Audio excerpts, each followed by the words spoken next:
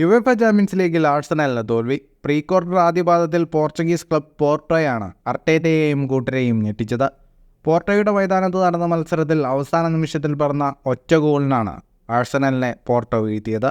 ഗലേനോയാണ് പോർട്ടോയുടെ വിജയ goal നേടിയത്. Goal രഹിതമായിരുന്നു 90 മിനിറ്റും മത്സരം. 20-ാം മിനിറ്റിൽ പോർട്ടോയുടെ ഷോട്ട് പോസ്റ്റിൽ തട്ടി മടങ്ങിയതൊഴിച്ചാൽ കാര്യമായ അവസരങ്ങൾ സൃഷ്ടിക്കാൻ ഇരു ടീമുകൾക്കും കഴിഞ്ഞില്ല. ആഴ്സണലിലാകട്ടെ ഓൺ ടാർഗറ്റിൽ ഒരു ഷോട്ട് പോലും ഉണ്ടായിരുന്നില്ല.